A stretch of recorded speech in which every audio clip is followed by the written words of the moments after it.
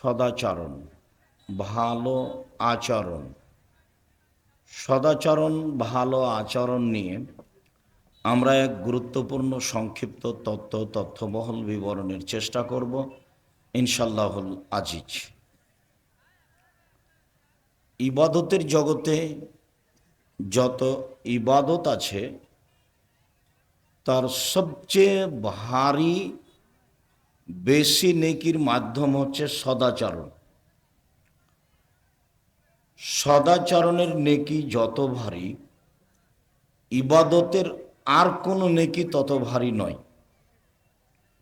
যেমন সলাত, নামাজ। সলাত একটা ব্যতিক্রম ইবাদত, যা মানুষের কোনো প্রকার সমস্যা বুঝে না।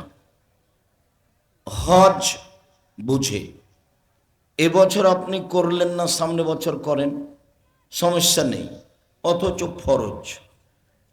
সিয়াম, রোজা সমস্যা বুঝে। আপনি অসুস্থ, এখন করিয়েন না, পরে করেন। জাকাত ফরজ, আপনি আজ দিয়েন না, 10 দিন আগে দিয়ে দেন, 10 দিন পরে দেন, চলবে।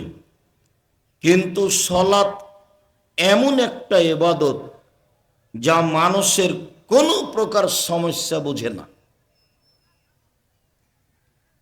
মানুষ কি অবস্থায় আছে, এটা সলাত এমন একটা ইবাদত তা দেখে না। অজু করে সলাত আদায় করতে হয়, তো পানি নেই, তো তেমন করে করো। মাটি নেই, তো এমনি সলাত আদায় করো। কেবলার দিকে মুখ করে সলাত আদায় করতে হয়। এই ছেলে, যে ওখানে রাস্তায় কিছু লোক কথা বলছে, তোমরা যারা দায়িত্ব পালন করছো দেখো, আর যারা দোকানপাটে বসে আছেন, আপনাদের একটু শরম বোধ হয় না কেন, একটু লজ্জা বোধ হয় না কেন?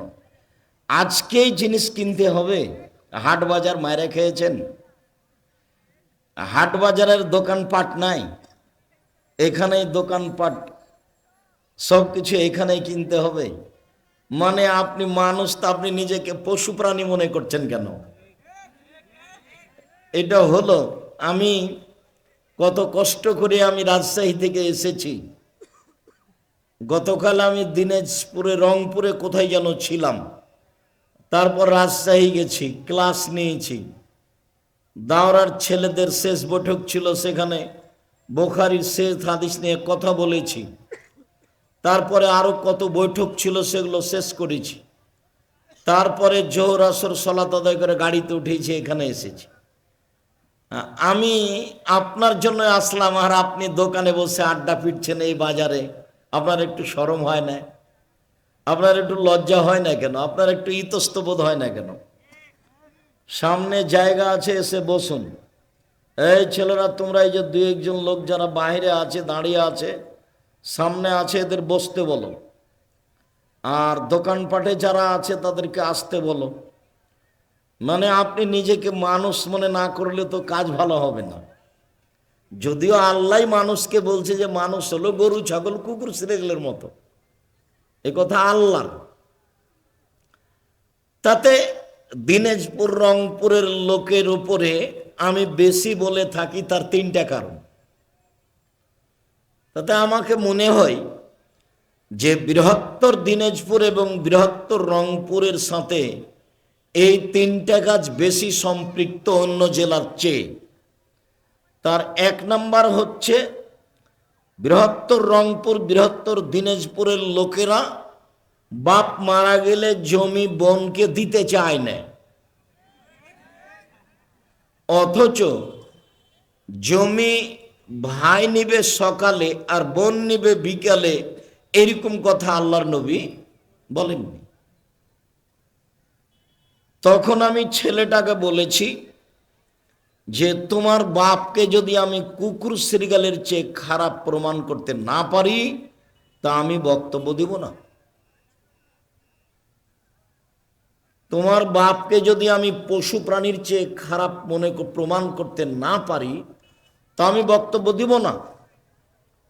তখন আমি বলেছি, আল্লাহ বলছেন ওরা বুঝে ও বুঝে না, ওদের অন্তর আছে, বুঝে না, বোঝা দরকার। ওরা দেখেও দেখে না, ওদের চক্ষু আছে, দেখা দরকার কোনটা ভালো ঠিক। ওরা শোনেও শোনে না, ওদের কান আছে, শোনে না। কান দিয়ে ভালোটা শোনা উচিত, শোনে না। উলাইকা কাল আনআম, তারা হলো পশু প্রাণীর মতো, তারা গরু ছাগলের মতো, তারা কুকুর শ্রীগালের মতো। বালহুম আদাল, বরং তার চেয়ে খারাপ। তো আপনার বাপ মারা গেছে 15 শতক জমি রেখে, আপনি নিবেন 10 শতক আর আপনার বোন নিবে 5 শতক। আপনি সকালে নিবেন আর আপনার বোন বিকেলে নিবে, এইটাই আল্লাহ রাসূল অনুমতি দেননি। তো আপনার বাপ তো মরা 10 বছর হলো, আপনি জমি ভোগ করছেন কেন? আপনি পশু প্রাণী কুকুর শ্রীগালের চেয়ে একজন খারাপ মানুষ, কেন আপনি তার জমি ভোগ করছেন? আরও যদি আসেই বোনটা যদি জমি চাই, তাহলে আপনার মাথা খারাপ হয় কেন? তখন আমি এই ছেলেটাকে বলেছি, তোমার বাপকে বলিও, আব্বা, ভাগ্যে যদি জমিদারি থাকে তো জমিদারি করে খাবো, আর ভাগ্যে যদি ভিক্ষে করে খাওয়া থাকে তো ভিক্ষে করে খাবো। ফুফুর জমি খেয়ে মরতে রাজি নই। আমি ভাগ্য নিয়ে এসেছি আব্বা, ভাগ্য ছেড়ে আসিনি। অতএব ফুফুর জমি খেয়ে বাঁচতে রাজি নই। আগামীকাল সন্ধ্যা হতে হতে আপনি ফুফুর জমি ফুফুকে বুঝিয়ে দেন। এ হলো একটা খারাপ, বেশি খারাপ। আর আরেকটা হলো, এই বৃহত্তর 2টি জেলাতে অন্য জেলার চেয়ে বেশি যৌতুক নেই। ছেলের বিবাহ নিবেই মানে টাকা। তো আপনাকে আমি বলেছি, আপনি ভিক্ষা করেন, বাপ বেটা ভিক্ষা করেন। এলাকার লোক যদি ভিক্ষা না দেয় তো চিরির বন্দরে যান, ট্রেন স্টেশনে মানুষের কাছে ভিক্ষা চান, দিবে। আপনি ছেলের শ্বশুরের কাছে টাকা চাইলেন কিভাবে? এটা হয় কি করে? ভিক্ষা করে খাওয়া ভালো। কেন? ভিক্ষা করা টাকা দিয়ে চাউল কিনে ভাত খেয়ে ইবাদত কবুল হবে। ভিক্ষা করা টাকা দিয়ে চাউল কিনে ভাত খেয়ে ইবাদত কবুল হবে। যৌতুকের টাকা দিয়ে চাউল কিনে ভাত খেয়ে ইবাদত কবুল হবে না। যৌতুকের টাকা দিয়ে চাউল কিনে ভাত খেয়ে ইবাদত কবুল হবে না। এই যে বললাম, কিয়ামত পর্যন্ত কোনো মায়ের বেটা এভাবে উল্টে ধরতে পারবে না। যেভাবে বলছি সেভাবেই থাকবে। আজ থেকে নিয়ে দিনাজপুরে প্রায় 30 থেকে 32 বছর আগে বক্তব্য দিতে এসেছি। তখনও কোরআন মাজিদ খুলে বলেছি যে কোরআন মাজিদের শেষে লেখা আছে দোয়া ও খাতমিল কোরআন। এটা নবীর দোয়া নয়, কোরআন খতমের দোয়া। এটা নবীর দোয়া নয়, এটা মানুষের বানানো। তারপরে 1 পৃষ্ঠা দেওয়া আছে, একটা বাক্য আল্লাহর নবীর নয়, মানুষের বানানো দোয়া।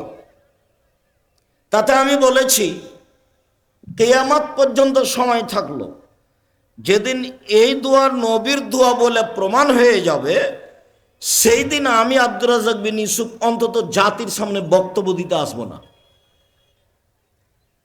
90 সাল থেকে বলছি, এখন চলছে 2024। অনুমান কতদিন থেকে? প্রায় 34 বছর থেকে বলছি।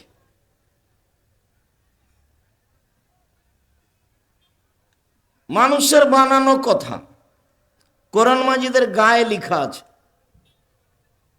দুয়ার নামে।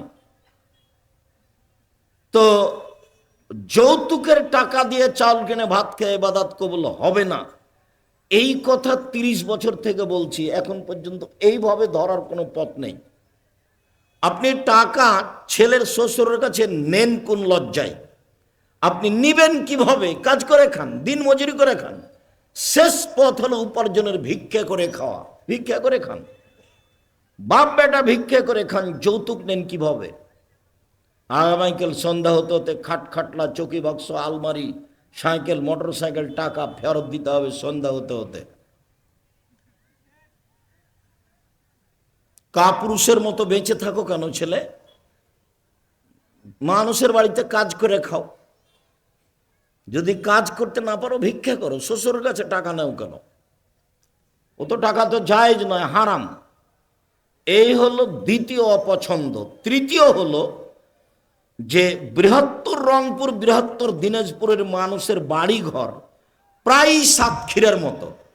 সাতক্ষীরার মতো মানে হলো এইদিকে একটা ঘর, ওইদিকে একটা ঘর, মধ্যে গরুর গাড়ির রাস্তা। তো আপনার চতুর্দিক ঘেরা নাই, এটা বাড়ি হলো কিভাবে? আপনি সালাম দিবেন কোথায়? আল্লাহর নবী যে বললেন যে বাড়িতে ঢুকলে সালাম দিয়ে ঢুকতে হবে। তো আপনার তো দরজাই নাই, ঘেরাই তো নাই, বউ ফাঁকা জায়গায় রান্না করে। আপনার বাড়ি যদি আমরা বেড়াতে আসি তো আমরা বলবো যে এই বাড়িটা হলো যাযাবরের বাড়ি। ট্রেন স্টেশনে যেমন মানুষ থাকে আমরা সেভাবেই থাকবো। আপনার বাড়িটাকে এখন আমরা বাড়ি বলে হিসাব করতে পারিনি। ধনী মানুষ হলে ইট দিয়ে ঘেরে রাখবে, চতুর্দিকে দরজা একটা থাকবে। গরিব মানুষ হলে চটছালা দিয়ে ঘেরে রাখবে, দরজা একটা থাকবে। গরিব মানুষ দরজাতে এভাবে একটা চট ঝুলানো আছে। আপনার স্ত্রী যখন রাতে শুইতে যাবে তখন বিসমিল্লাহ বলে একটা কাঠখড়ি কিছু এভাবে রেখে দিবে। সকাল পর্যন্ত এই দরজা দিয়ে, যেখানে দরজা নেই এমনি একটা পর্দা ঝুলছে, এইখান দিয়ে কোনো শয়তান প্রবেশ করতে পারবে না, এই কথা মুহাম্মদ সাল্লাল্লাহু আলাইহি সাল্লাম বলেন। তো আপনার দরজাই তো নেই, তা আপনার জীবিকা নির্বাহ পশু প্রাণীর মতো। বুঝেও বুঝে না ওরা অন্তর আছে, বুঝে না। দেখেও দেখে না ওরা চক্ষু আছে, দেখে না। শোনেও শোনে না ওরা কান আছে, শোনে না।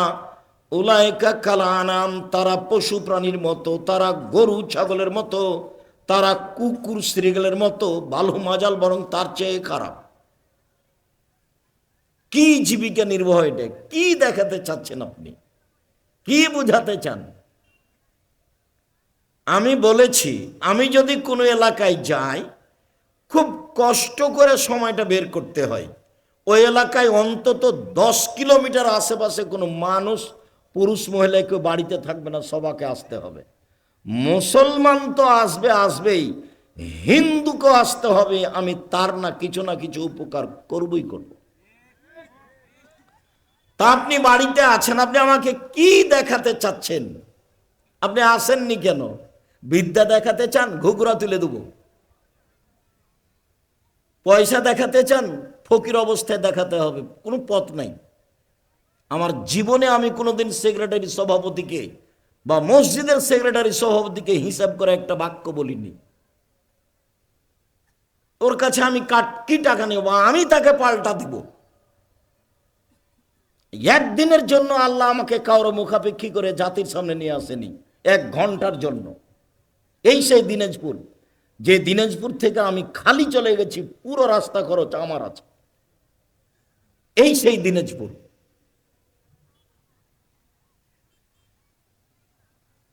জীবনে একদিন কারো মুখামুখি হয়ে দিন প্রচার করতে হবে, কারো পিছে পড়ে দিন প্রচার করতে হবে, এরকম 1 ঘন্টা সময় আল্লাহ আমার জন্য রাখেননি। আল্লাহ আমাকে তার চেয়ে উপরে রেখেছে। 90 সাল থেকে নিয়ে এখন পর্যন্ত আমি কোনোদিন অপ্রয়োজনীয় বাক্য বলিনি। 90 সাল থেকে আজ পর্যন্ত আমি কোনোদিন কেসা কাহিনী বলিনি। 90 সাল থেকে আজ পর্যন্ত আমি কোনো মাঝহাব নিয়ে কথা বলিনি। মাঝহাবের পাতা আমি ছিঁড়ে দিয়েছি। কেউ যদি আমাকে গালি দিয়ে ধুয়ে ছেড়ে দেয় তবু আমি তার ব্যাপারে মুখ খুলব না, ওই পাতায় আমি পড়ি না। অতএব কোনো এলাকায় গেলে মুসলমান পুরুষ নারী তো আসবেই, হিন্দুকে আসতে হবে, এটা আমার দাবি। আমি তার কিছু না কিছু, হিন্দুর কিছু না কিছু উপকার করবই ইনশাআল্লাহ। যেমন আপনাকে বলে যাচ্ছি, আপনি যদি নিজেকে মানুষ মনে করেন, মুসলিম বা অন্য কিছু নিজেকে মানুষ মনে করেন, তো সন্ধ্যা হতে হতে যৌতুক ফেরত দিতে হবে। ভিক্ষা করে খান, সমস্যা নেই, অপছন্দ কাজ তবে জায়েজ। ভিক্ষা করা কি অপছন্দ কাজ, তবে জায়েজ। 2টা কাজ আছে দুনিয়াতে, যেটা দিন মজুরি হিসাবে গণ্য, কাজটা জায়েজ। একটা হলো দিন মজুরি করা, একটা হলো চাকরি করা। তো যে দিন মজুরি করে সে সন্ধ্যায় টাকা পায়, আর যে চাকরি করে সে 30 দিন পরে পায়। তো যে দিন মজুরি করে তার টাকা শেষ হয় সন্ধ্যায়, আর যে চাকরি করে তার টাকা শেষ হয় 25 দিনে। বাকি 5 দিন ধার কর্জ করে চলে, আবার যখন বেতন পায় তখন পরিশোধ করে, এভাবেই চলে যায়। বেতন যতই হোক মোটামুটি দুটার অবস্থা এরকমই। আরেকটা পয়সা উপার্জনের পথ আল্লাহর নবী বলেছেন, সেটা পছন্দ করেননি, সেটা হলো জমি চাষ। তাতে তিনি বলেছেন তাতে অন্তর শক্ত হয়। তাতে তিনি বলেছেন জমি চাষ করলে মানুষ মান সম্মান লাভ করতে পারে না। তার মানে আল্লাহ নবী ওই উপার্জনকে পছন্দ করলেন না, তবে করতে হবে। তৃতীয় নম্বরে বললেন যে ব্যবসা করে খাওয়া। দুনিয়াতে যত বৈধ জিনিসের ব্যবসা আছে, গরু ছাগল চাউল চাল ডাল ধান টান আরো কিছু কাপড় চোপড় মেশিন টিশিন যেটাই হোক না কেন, তখন তিনি বলেছেন সত্যবাদী ব্যবসায়ীরা কিয়ামতের মাঠে নবীদের সাথে থাকবেন জান্নাতে। অনেক উপরে চলে গেল। এরপরে তিনি বলছেন আর তিজারাত মাল কিদওয়াল হালাফ, ব্যবসাতে মিথ্যা কথা আসে, অনেক সময় কসমও চলে আসে। ফাসুবহু বিসাদাকা, তোমরা দান করো সেটা মিটে যাবে। তার মানে উপার্জনের জন্য সবচেয়ে পছন্দ করলেন কোন পথকে? ব্যবসাকে। আর ভিক্ষাটাকে কোনো উপার্জন বললেন না, তবে নিষেধ করলেন না, বললেন ওয়াম্মা সাইলা ফালা তানহার, ভিক্ষুক যদি আসে তাকে তিরস্কার করো না, তাকে ধাক্কা দিয়ে বিদায় করো না, ও যা চাচ্ছে সেটা দাও, দিতে না পারলে ভালো কথা বলে বিদায় করো, তাহলে সেটাও একটা উপার্জনের পথ। সম্মানিত দিনী ভাই বোন, তিনটা কথা মনে রাখতে হবে এলাকাবাসীর জন্য। এরপরে আবারও বলছি, মনে রাখা ভালো হবে, ইবাদতের জগতে সবচেয়ে ভারী নেকির ইবাদত হলো সদাচরণ, ভালো চাল চলন। আচ্ছা, ভালো চাল চলন কি জিনিস এটা আগে বুঝাই, তারপরে হাদিসটা পেশ করছি, তারপরে আয়াত পেশ করব, কয়েকটা হাদিস ইনশাআল্লাহ। ভালো চাল চলন, ভালো আচরণ। একটা অটোতে আপনি বসে আছেন, আমি এখন অটোতে উঠতে গেছি, উঠতেই অটোর লোকটা অটোটা টান দিয়েছে, তখন আমি ধাক্কা খেয়ে আপনার উপরে পড়ে গেছি। তো আপনি এখন বলছেন আমাকে যাক সমস্যা নেই, বসেন বসেন বসেন, আচ্ছা সমস্যা নেই, বসেন বসেন। এটা হলো একটা আচরণ। আর আপনি আমাকে বলছেন চোখ নাই, হিসাব করে উঠতে পারেন না, কপালে চোখ নাই, হিসাব করে উঠতে পারেন না, এটা একটা আচরণ। বলেন তো ভালো কোনটা? আগেরটা। তাহলে সবাই বুঝে যে ভালো চাল চলন ভালো আচরণ এক জিনিস, আর খারাপ চাল চলন খারাপ আচরণ আর এক জিনিস। মানুষ সাথে বলে ছেলেটা খুব ভালো, ছেলেটার স্বভাব খুব ভালো, মানুষে বলে ওর কথা বলছো ও মানুষই না, একবারে অমানুষ। আরে তুমি ছাড়ো দোমুখার কথা, ছাড়ো দুনিয়ার শয়তান বদ, বা একটা কিছু বলে। এইবার বলি, যেহেতু ভালো চাল চলন ভালো আচরণ কি জিনিস এটা বুঝে গেছি, এইবার এতে সবচেয়ে ভারী নেকি হয় এই হাদিসটা পেশ করি। আবু দারদা রাদিয়াল্লাহু তাআলা আনহু বলেন, নবী করিম সাল্লাল্লাহু আলাইহি সাল্লাম বলেছেন, ইন্না আফকালা শাইইন ফি মিদানিল মুমিনি ইয়াউমাল কিয়ামা খুলুকুন হাসান, বিচারের মাঠে মোমেন পুরুষ নারীর নেকির পাল্লায় সবচেয়ে যেটা ভারী নেকি রাখা হবে সেইটা হলো সদাচরণ, ভালো আচরণ। বলছিলাম যে অজু করে সালাত আদায় করতে হয়, পানি নাই তো তেমন করে করো, বলে মাটি নাই তো এমনি সালাত আদায় করো, দাঁড়িয়ে করতে হয় তো পারি না, বসে করো, বলে বসে পারি না, বলে শুয়ে করো। অজু করে পরিষ্কার কাপড় পরে সালাত আদায় করতে বলে পরিষ্কার নেই, পেশাব পায়খানা লেগে তাঁতি পড়ো, বলে কোনো কাপড়ই নাই, তো উলঙ্গ হয়ে পড়ো। এক আশ্চর্য ইবাদত মানুষকে রেহাই দেয়নি, পড়তেই হবে। এরপরেও এই সালাতের নেকি যত ভারী, ভালো আচরণের নেকি তার চেয়ে লক্ষ গুণ বেশি ভারী। ভালো আচরণ কি জিনিস? ভালো আচরণ কি জিনিস? দাপট দেখে একদিন বাঁচতে চাইবেন না, ক্ষমতা দেখিয়ে, অর্থ সম্পদের ক্ষমতা দেখিয়ে, দলীয় দাপট দেখে একদিন বাঁচতে চাইবেন না। জুলুম করে ক্ষমতা দেখিয়ে বাঁচতে পারেনি মানুষ কোনোদিন। ১,৫০০ বছর পরে হলেও ফেরাউন ডুবে গেছে। ১৪, ১৫, ১৬ বছর পরে হলেও আপনাদের নেত্রীর সময় ছিল মাত্র ৪৫ মিনিট, মাত্র ৪৫ মিনিট। জুলুম করে টিকা যায় না বেশি দিন, একদিন সময় চলে আসে, সেদিন জুলুম শেষ হবে। এ কথা আল্লাহ বলেন, এ কথা নবী বলেন। ক্ষমতা দেখিয়ে, দাপট দেখিয়ে 2 দিন বেঁচে থেকে লাভ নেই। তোমার বাপ বড় আর তোমার চাচা ছোট, তোমার বাপের কারণেই গন্ডগোল হয়েছে। তোমার বাপ আর তোমার চাচা কথা বলে না, আজকেই তোমার বাপ তোমার চাচার হাত ধরে ক্ষমা নিবে। যা হয়েছে হয়েছে, ভুল হয়েছে, একদিন সময় পার করতে পাবে না। ভুল কিন্তু তোমার চাচার কারণেই হয়েছে। তোমার চাচা বড়, তোমার বাপ ছোট, তোমার বাপকে হাত ধরে ক্ষমা নিতে হবে। একদিন পার হওয়ার সময় নেই।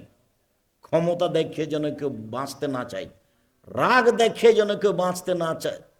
রাগের ফলাফল জাহান্নাম, রাগের ফলাফল ক্ষতি। রেগে গেছো তো হেরে গেছো। তোমার মা ছোট আর তোমার চাচি বড়, তোমার চাচির কারণেই বাড়িতে গন্ডগোল হয়েছে, এটাই ঠিক, সবাই জানে।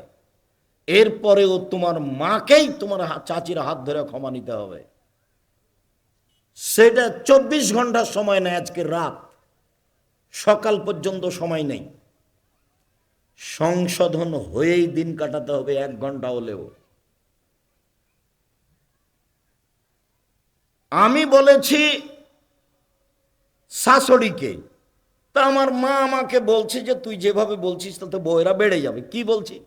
আমি বলছি যে শাশুড়ি সারাদিনে 50 বার একটু বলুক না, খালেদা আম্মু এই যে ঘরটা পরিষ্কার করো তো আম্মু, খালেদা আম্মু এই যে বিছনাগুলো একটু ঝেড়ে উঠিয়ে ভাঁজ করে রাখো তো আম্মু, খালেদা 1 গ্লাস পানি আনো তো আম্মু। তো শাশুড়ি সারাদিনে বৌমাকে 50 বার মা বলুক না, তারপর দেখি বৌমা কি করে। তো এখন শাশুড়ি যদি বলে একটুতেই, তোর মা তোকে কি শিখিয়েছে, তোর মা তোকে কি শিখিয়েছে, এটা করিস সেটা করিস, একটা ঠিক করিস না, তো শাশুড়ি যদি হস্তিনী হয় তাহলে বৌমা কি করবে? ভালো আচরণ শাশুড়ি থেকেই শুরু হবে, এটাই ঠিক। ভালো আচরণ শাশুড়ি থেকেই শুরু হবে, এটাই ঠিক। তবে তুমি কখনো তোমার বইয়ের পক্ষ থেকে তোমার মাকে কিছু বলতে পারবা না, মুখ খুলতে পারবা না, পরামর্শ দিতে পারো। আম্মু দেখেন, ধৈর্যের পরিচয় দেন আম্মু।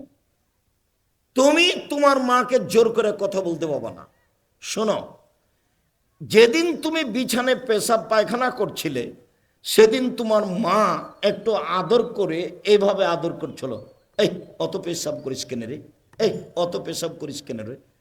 এখন তোমার মা তোমার কোলে, তুমি সম্মান জানিয়ে এইভাবে বলতে পাবা না যে আম্মা কয়বার কাপড় পরিষ্কার করি আপনার, এই কথা আপনি বলতে পাবেন না, এই কথা তুমি বলতে পাবা না। তোমার বউ তোমার মাকে দেখবে না স্বাভাবিকভাবে, এটাই ধরে নিতে হবে। কেন? তোমার মা তোমার বউকে গালি দেয়, অকথ্য ভাষায় দেয়, এ কথাও ঠিক, কাজে ও স্বাভাবিকভাবে দেখবে না। আর তোমার বোন তো বিবাহ দিয়েছ দুবাই, ও তো চলে গেছে, তো এখন তোমার মাকে দেখবে কে? তুমি দেখবা, কাপড় পরিষ্কার করে দেবা তুমি, গোসল দেওয়া বা তুমি, গাও মুছে দেবা তুমি, প্রয়োজনে পানি খরচ করিয়ে দিবা তুমি, কাঁধে করে মেডিকেল নিয়ে যাবা তুমি, কাঁধে করে মেডিকেল থেকে নিয়ে আসবা তুমি, তার যাবতীয় প্রয়োজন নির্দ্বিধায় মুখ বন্ধ করে ভদ্রতা বজায় রেখে তুমি মাকে সম্মান করবা। এটা আল্লাহ বলছেন সদাচরণ। সদাচরণ শুরু হবে বাপ মা থেকে, তারপরে ভাই দিয়ে, ভাইয়ের কাছে মানুষ ঠেকে যায় সদাচরণে। ভাই ভাই ঠাঁই ঠাঁই, বাপ মরলে জমি ভাগ করে নিবে, প্রয়োজনে মামলা করে ভাগ করবে, প্রয়োজনে মারামারি করে ভাগ করবে। আমাদের গ্রামে বাপ মরার পরে জমি ভাগ করা নিয়ে হইচই লেগেছিল, দুই ভাই দিয়ে ঢেকি কেটে ভাগ করে নিয়েছে। এর নাম হলো ভাই ভাই। সদাচরণ আল্লাহ বাপ মা থেকে শুরু করে, আল্লাহ থেকে শুরু করে, বাপ মা থেকে শুরু করে ভাইয়ের কাছ দিয়ে গেছেন প্রতিবেশী বা ইয়াতিমের কাছে গেছে। সদাচরণ কি জিনিস? চলুন এই ছেলেরাই, যে বাইরে দুই একজন চলাচল করছে, একটু তোমরা দেখো আশেপাশে কোনো ঘরে কেউ যেন বসে গল্প না করে, কোথাও কেউ গল্প করতে পাবে না। এই নোংরা আচরণ আমি ঘৃণা করি। আমি আপনার জন্য এসেছি, কোনো মহিলা এখন আপোষে কথা বলতে পাবে না। কোনো মহিলা যদি তার গায়ের উপর দিয়ে চড়ে চলে যায় তবু মুখ খুলতে পাবে না। সদাচরণ, নম্র আচরণ। ইবাদতের জগতে সবচেয়ে ভারী নেকি হলো সদাচরণের নেকি, ভালো চাল চলনের নেকি। হজ যদি মানুষ করে আর হজ যদি কবুল হয়ে যায়, তাহলে লোকটা হয়ে যায় সেই দিনের মতো যেই দিন তার মা তাকে জন্ম দিয়েছে, নিষ্পাপ হয়ে যায়। এরপরেও হজের নেকি যত ভারী, সদাচরণের নেকি তার চেয়ে হাজারো গুণ বেশি ভারী। সদাচরণ কি জিনিস? ভালো কথা, ভালো কর্মের নাম সদাচরণ। চলেন একটু দেখি। মহান আল্লাহ বলেন আমাদের নবীকে, শুনুন, ইদফা বিল্লাতি হিয়া আহসান, আপনি মানুষের যখন প্রতি উত্তর দিবেন, মানুষ আপনাকে গালি দিবে, মানুষ আপনাকে নিন্দা করবে, মানুষ আপনাকে কটু কথা বলবে, তখন আপনার উত্তরটা তার চেয়ে সুন্দর হতে হবে। এটা আদেশ। আল্লাহ কাকে আদেশ করছেন? আমাদের নবীকে। শুনুন, মুহাম্মদ সাল্লাল্লাহু আলাইহি সাল্লাম, মানুষকে যখন আপনি প্রতি উত্তর দিবেন তখন ওর চেয়ে আপনারটাকে ভালো হতো। এই ছেলে, এখানে কোন ছেলেরা ওই যে হুড়াহুড়ি করছে, বল খেলাচ্ছে, আমাদের ছেলেরা কোথায়? যে ছেলেগুলো এখানে স্টেজ ছিল এরা কোথায়? এরা কি ঘরে গল্প করছে? সম্মানিত দিনী ভাই বোন, যারা দোকানপাটে আছে আসেন, কোথা থেকে গল্প করে সময় কাটায়েন না। এটা হলো নোংরামি, এটা হলো ইতরামি, এটা হলো বিদ্যা না থাকার প্রমাণ, এটা হলো বোকামির প্রমাণ। কাজেই এমনটা না করাই ভালো। বলছিলাম যে আল্লাহ তাআলা আমাদের নবীকে বলছেন, জাদেল হুম বিল্লাতি হিয়া আহসান। মুহাম্মদ সাল্লাল্লাহু আলাইহি সাল্লাম, আপনি যখন তর্ক বিতর্কে বাক বিতণ্ডায় কথা বলবেন, তখন ও যা বলেছে আপনারটা তার চেয়ে উত্তম সুন্দর হতে হবে। এর নাম সদাচরণ। কোনোদিন মন খারাপ করে কারো ব্যাপারে বেশি কথা বলে নেওয়া প্রয়োজন মনে করবেন না। আপনি যদি বেশি কথা বলে নেওয়া প্রয়োজন মনে করেন, তাহলে আপনাকে বুঝতে হবে যে আমি হচ্ছি বস্তির মহিলার মতো স্বভাব। বস্তির মহিলা মানে ওরা যখন ঝগড়া লাগে তখন এমন অশ্লীল খারাপ কথা বলে, বলতে বলতে বলতে এক পর্যায়ে একবারে মানুষ আর থাকে না। যখন ঝগড়া থেমে যায় তখন বলে, হ্যাঁ বলেছি জি, ঠান্ডা করে বলেছি, বলেছি, এবারে মন মতন বলেছি, জি ঠান্ডা, কলিজা ঠান্ডা করে বলেছি। তো আপনি কি বস্তির মহিলার মতো? আপনার প্রতি উত্তর ভালো নয় কেন? কি দেখাতে চান? বলি, ভাইজান আপনার মোবাইলে কি টাকা শেষ হয়ে গেছে? আর কি কিছু বলার ছিল? যদি থাকে তাহলে বলে নেন। আমাকে সেই কথা ভারী লাগে না এই কথা নয়, আমি ওটা মাথায় নিনে ওই উত্তর দেওয়ার আমার প্রয়োজন নেই। আমি অন্তত নিজেকে মানুষ মনে করি। খুব একটা ভালো পর্যায়ে যেতে না পারলেও মানুষ মনে করি। যখনই আমি প্রতি উত্তর খারাপ দিব, তখন আমি মানুষ থেকে নিচে নামতে থাকবো। এখন পশু প্রাণী, গরু ছাগল কুকুর ছেলের দিকে আগাচ্ছে। চলেন দেখি, আল্লাহ তাআলা বলছেন, ফাবিমা রাহমাতিন মিনাল্লাহ লিনতা লাহুম ওয়ালাউ কুনতা ফাদ্দান গালিযাল কলব লান ফাদ্দু মিন হাওলিক। মুহাম্মদ সাল্লাল্লাহু আলাইহি সাল্লাম, আল্লাহর পক্ষ থেকে বড় দয়া যে আপনি নরম আচরণের হয়েছেন, আপনার স্বভাব নরম। আপনি যদি কর্কশ স্বভাবের হতেন, আপনার চাল চলন যদি খারাপ হতো, মানুষ আপনার পাশ থেকে সরে যেত, কেউ আপনার পাশে থাকতো না। শুনুন, এক ফাফু আনহুম, মানুষের দোষ ত্রুটি ক্ষমা করেন, আদেশ মুহাম্মদ সাল্লাল্লাহু আলাইহি ওয়াসাল্লাম। মানুষের দোষ ত্রুটি ক্ষমা করেন। দুই, মানুষ আপনাকে গালি দিয়ে, বদনাম করে, বিরোধিতা করে যে পাপ করেছে, এই পাপ আপনি আল্লাহকে বলেন যে আল্লাহ ওরা যে পাপ করেছে ওটা ক্ষমা করে দাও। আমাকে গালি দিয়ে যে পাপ করেছে এটা কি করো?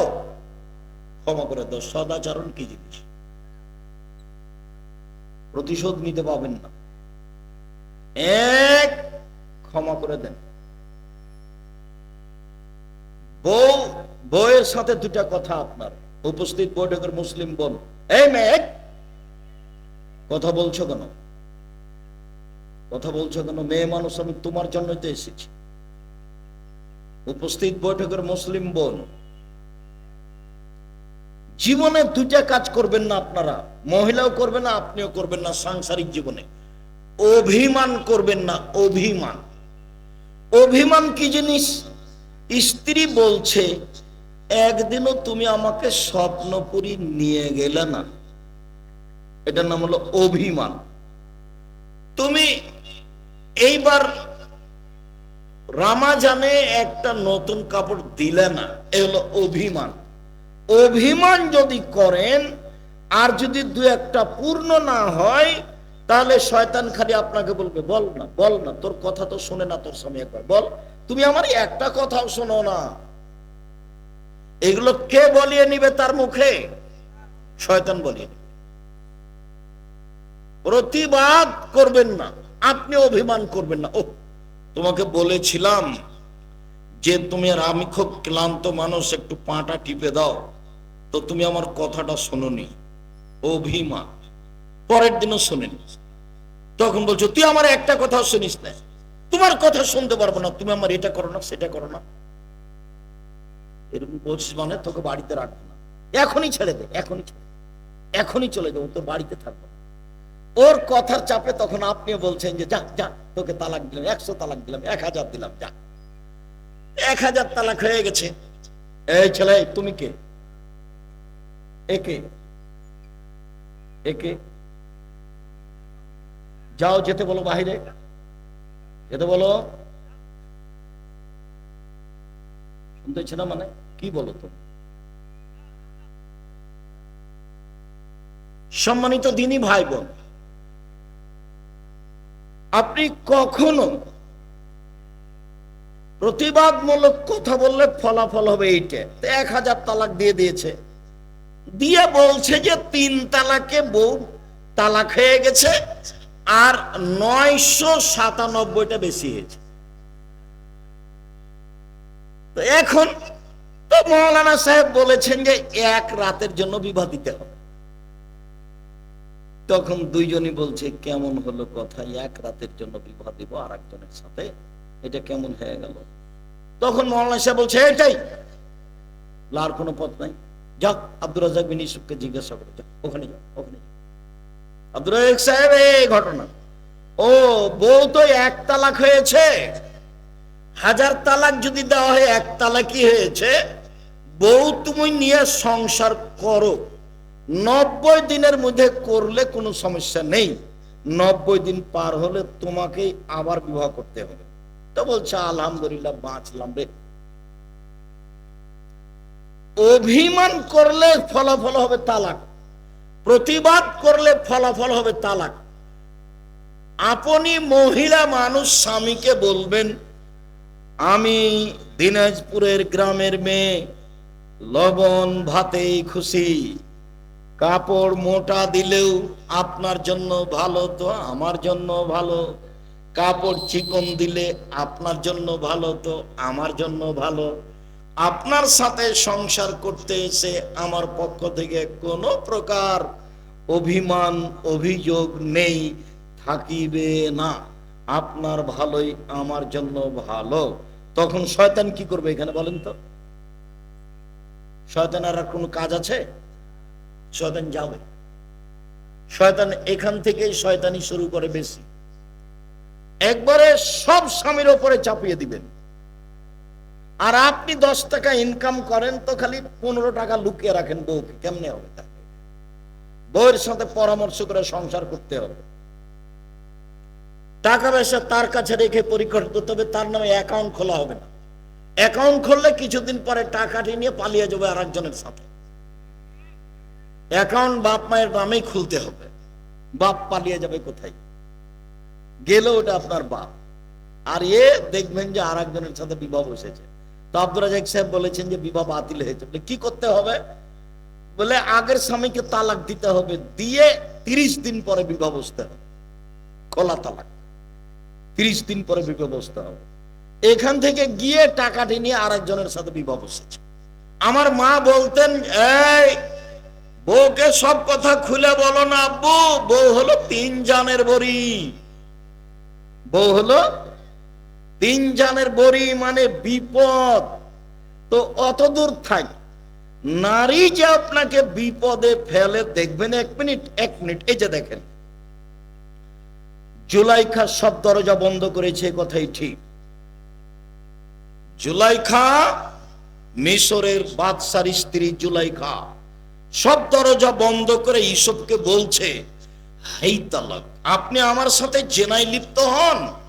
তখন ইউসুফ বলছেন মাশাআল্লাহ, আমি আল্লাহর কাছে আশ্রয় চাচ্ছি, বলো কি তুমি? ইন্নাহু আহসানা মাসায়া, ইন্নাহু রাব্বি আহসানা মাসায়া, তোমার স্বামী আমার মালিক, তোমার স্বামী আমার মালিক, তিনি আমাকে ভালো খেতে দিয়েছেন, ভালো থাকতে দিয়েছেন, আমি দাঁড়াই পড়েছিলাম, বাজারে বিক্রি হয়েছি, তোমার স্বামী কিনে নিয়ে এসে আমাকে ভালো থাকতে দিয়েছেন, ভালো খেতে দিয়েছেন, আমি এ অন্যায় করতে পারি না, বলো কি তুমি? আমি আল্লাহর কাছে আশ্রয় চাচ্ছি। এই বলে ইউসুফ আলাইহিস সালাম দৌড় দিলেন, আগে আগে বের হলেন ইউসুফ, পিছনে পিছনে বের হলো জুলাইখা। সেখানেই ছিল জুলাইখার স্বামী 3 জনে এক জায়গায়। যেমন 3 জনে এক জায়গায়, তেমনি জুলাইখা কথা পাল্টিয়ে দিল। এ দেখেন জুলাইখা বলছে ও এই লোককে আপনি বাড়িতে রেখেছেন সম্মান দিয়ে, এই লোক আপনার স্ত্রীর সাথে জেনা করতে চায়। দেখেন কথা উল্টে দিল, আপনি কি শাস্তি দিবেন? আরে আপনি কি শাস্তি দিবেন আমি বলছি, ইউসুফকে যথাযথ পিটন দিতে হবে, নইলে জেলখানায় বন্দি করতে হবে। 12 বছর জেল হলো। 12 বছর শেষে সরকারের পক্ষ থেকে ইউসুফকে ডাকতে আসা হলো। ইউসুফ আলাইহিস সালাম বললেন জি না, আমি জেল থেকে বের হব না, জুলাইখাকে জাতির সামনে ঘোষণা দিতে হবে আমি অন্যায় করেছি, ইউসুফ করেনি। যতদিন পর্যন্ত জুলাইখা জাতির সামনে ঘোষণা না দিবে ততদিন পর্যন্ত আমি ইউসুফ জেল থেকে বের হব না। আমাদের নবী মুহাম্মদ সাল্লাল্লাহু আলাইহি সাল্লাম বলেন ইউসুফের ধৈর্য আমার চেয়ে অনেক বেশি। আমাদের নবী বলেন ইসবের ধৈর্য আমার চেয়ে অনেক বেশি। আমাদের নবী বলেন ইসবের ধৈর্য আমার চেয়ে অনেক বেশি। আমি যদি 12 বছর জেলে থাকতাম, সরকারের লোক যদি আমাকে ডাকতে আসতো, তাহলে আমি বলতাম চলো চলো চলো চলো, এই কথা আমি বলতাম। কিন্তু ইসব তা বললেন না। এইসব বললেন জি না, আমি জেল থেকে বের হব না, জুলাইখাকে জাতির সামনে ঘোষণা দিতে হবে অন্যায় আমি জুলাইখা করেছি, এইসব করেনি। এর পূর্ব পর্যন্ত আমি জেল থেকে বের হব না। আমি তোমাকে শতবার বলেছি যুবক, ওই মেয়ের সাথে তুমি কথা বলো না, ও তোমাকে ধ্বংস করবে, তোমার বাপকে ধ্বংস করবে, তোমার বিদ্যাকে ধ্বংস করবে, তোমার জাতিকে ধ্বংস করবে। তুমি তাকে চিনতে পারোনি। ও যদি তোমার সাথে প্রেমের গল্প করে, মনে রাখতে হবে তোমাকে এ মেয়ে আরো 10 জনের সাথে প্রেমের গল্প করে।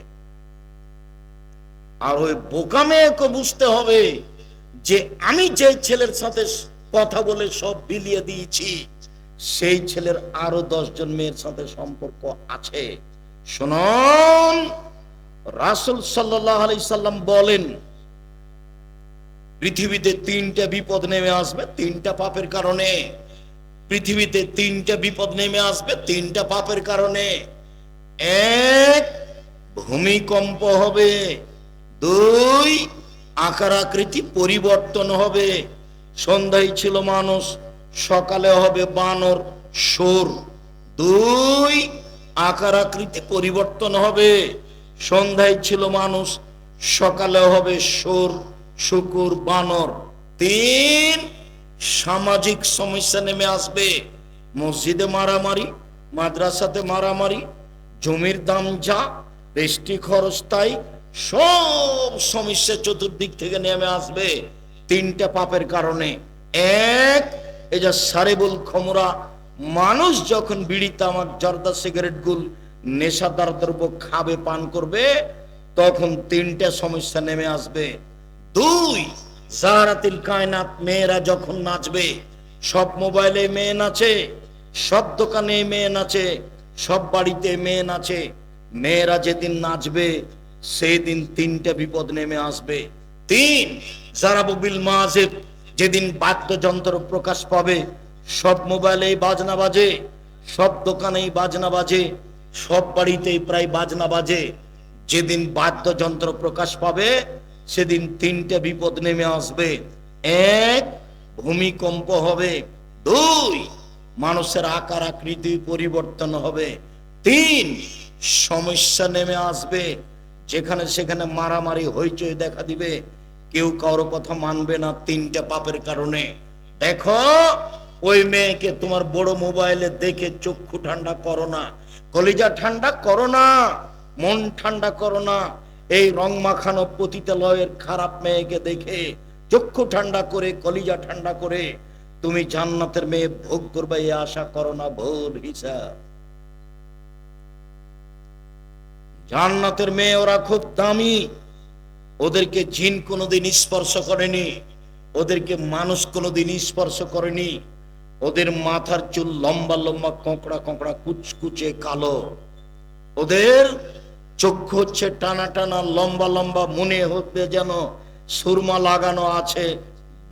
একবারে ডাগর ডাগর বড় বড় লম্বা লম্বা চোখ বিশিষ্ট তারা। তাদের কোনোদিন পেশাব হবে না, তাদের কোনোদিন পায়খানা হবে না, তাদের কোনোদিন হায়েজ হবে না, তাদের কোনোদিন কাপড় ময়লা হবে না। ওরা ভিন্ন ধরনের নারী, অতীব সুন্দরী নারী। এই নারী জান্নাতে ভোগ করতে হলে এই রং মাখানো পতিতালয়ের নারী থেকে বিরত থাকো, পথ সহজ। আল্লাহর নবী বলেন 3 শ্রেণীর মানুষ জান্নাতে যাবেই। এই ছেলে, ওই যে বাচ্চাটা দৌড়াদৌড়ি করছে, আমি এখান থেকে দেখতে পাচ্ছি, তুমি দেখতে পাও না? তোমাকে যে বললাম এই পাড়ার ছেলেরা যারা প্রোগ্রামের ব্যবস্থা করেছো, তারা এখানে দাঁড়াও, একজন মধ্যে একজন দাঁড়াও, ওই মাথায় একজন দাঁড়াও, মাঝামাঝিতে একজন থাকো, ওখানে অন্তত 10 জন দাঁড়াও। কালকে যেখানে প্রোগ্রাম ছিল 30-40 হাজার মতো মানুষ ছিল, অন্তত 40 জন পাহারাদার ছিল, 40 জন। পিপিলিকা এদিক ওদিক যেতে পারবে না। তোমরা নিজেরা একটু দায়িত্ব পালন করো, যাতে করে পথটা আমাদের জন্য যারা এসেছে আমরা আমাদের জন্য যেন সহজ হয়। একটু বলে নি, 3 শ্রেণীর মানুষ জান্নাতে যাবেই যাবেই যাবে। এক, আল্লাহর ভয়ে কাঁদে যে। 2, আল্লাহ রাস্তায় পাহারা দেয় যে। 3, অপর বেগানা নারীকে দেখে চক্ষু নিচু করে যে, সে জান্নাতে যাবেই। এবার তোমার মোবাইলের কি হবে? এবার তোমার বাড়িতে দেওয়াল ভর্তি টিভির কি হবে?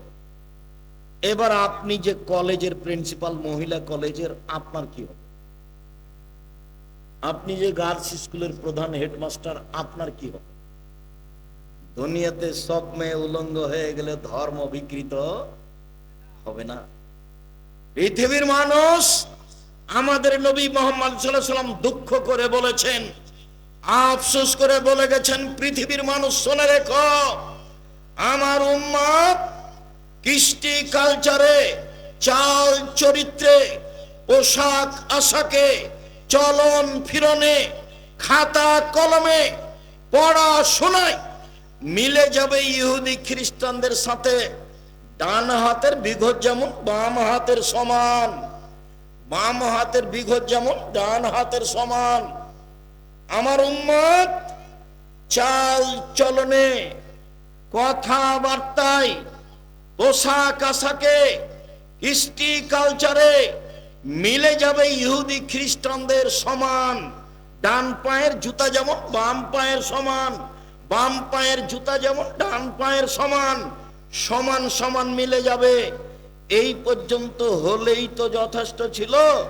এবার তিনি নিচে নামতে লাগলেন, ভাষার নিচে নামতে নামতে নামতে বলছেন, পৃথিবীর মানুষ শুনে রেখো, আমি বলে গেলাম, ইহুদি খ্রিস্টান যদি মায়ের সাথে জেনা করে থাকে, আমার উম্মত মায়ের সাথেও জেনা করবে। এই কথা আল্লাহর নবীর মুখের কথা, হাদিস শরীফ। ওটা দেখেন, উপদেশ বই লেখা আছে বা ক্ষতিগ্রস্ত বই কোথাও লেখা আছে। আপনি দেখতে পান না মেয়েদের সামনের চুল ছোট কেন? আপনি দেখতে পান না মেয়েদের লম্বা লম্বা নখ, নেইল পালিশ দেওয়া আছে? ইহুদি খ্রিস্টানদের পতিতালয়ের মেয়েদের বৈশিষ্ট্য লম্বা নখ রাখা এবং নেইল পালিশ দেওয়া। প্রায় মেয়ে নখ লম্বা রেখেছে, প্রায় মেয়ে। ওর যেটা বাপ, ওটা ওর বাপ নয়, মেয়েটা বুঝতে পারেনি, ওটা হলো ওর সৎ বাপ, ওটা ওর সৎ বাপ। ওকে যাকে ও মা বলছে মেয়েটা, ওটা ওর খালা। আপনি কষ্ট পাচ্ছেন দিনী বোন, আপনার জন্য আমি এসেছি, আপনাকে আমি কষ্ট দিতে আসিনি। আপনার মেয়ের যদি নখ বড় থাকে, আপনি তার সৎ মা, এই কথাই ঠিক। আব্দুর রাজ্জাক সাহেব, এই কথা ঠিক নয়, ওটাই তার মা। আপনি কি বলতে চাচ্ছেন সেটা বলেন। হ্যাঁ, আমি কি বলতে চাচ্ছি সেটাই বলি। আর এটা সৎ মা নয়, এটাই ঠিক। তার এটা অযোগ্য হস্তিনী মা। হ্যাঁ, এবার ঠিক হয়েছে। ওর মাটা কেমন মা? হস্তিনী মা। এই মা হওয়া ঠিক হয়নি। বাপে বিবাহ দিয়েছে, স্বামীর কাছে গেছে, সেই জন্য বাচ্চা হয়ে গেছে, এই জন্য মা। মা কাকে বলে দেখতে হবে, তাহলে দেখান দেখি মা কাকে বলে। হ্যাঁ ঠিক আছে, চলেন দেখি 1 মিনিট, মা কাকে বলে দেখি, চলেন, ঠিক আছে তাই দেখি। জাবের রাদিয়াল্লাহু তাআলা আনহু বলেন যে আমরা যুদ্ধ করে আসছিলাম, মদিনায় ঢুকবো, তো আল্লাহর নবী বললেন, এই শোনো, সবাই এখানে বসো, এখানে রাতে থাকবো, সকালে মদিনায় যাব, বাড়িতে যাব। আমি জাবের বললাম, আল্লাহর নবী, আমি নতুন বিবাহ করেছি, আমাকে বাড়ি যেতে অনুমতি দেন। তখন আল্লাহ রাসূল বলছেন, ও তুমি নতুন বিবাহ করেছো? কুমারী মেয়ে বিবাহ করেছো না তালাক প্রাপ্ত মেয়ে বিবাহ করেছো? তা আমি বললাম, আল্লাহর নবী, আমি কুমারী অবিবাহিতা মেয়ে বিবাহ করিনি, তালাক প্রাপ্ত বেশি বয়সের মহিলাকে বিবাহ করেছি। আরে আল্লাহ বিক্রম তোলায় বকা, তুমি কুমারী মেয়ে কেন বিবাহ করলে না? তুমি তার সাথে খেলতে, ও তোমার সাথে খেলতে। আরে তুমি কুমারী মেয়ে কেন বিবাহ করলে না? তুমি তার সাথে খেলতে, ও তোমার সাথে খেলতো। আল্লাহর নবী, আমার বাপ উহুদের যুদ্ধে শহীদ হয়েছে 9 জন মেয়ে রেখে, আমার 9 জন বোন আছে। আক্রাহান উসাব্বেজা আতাজাওয়াজা মিসলাহুন্না, আমার বোনদের সমবয়সের কম বুদ্ধির মেয়েকে বিবাহ করা আমি পছন্দ করিনি 4টা কারণে।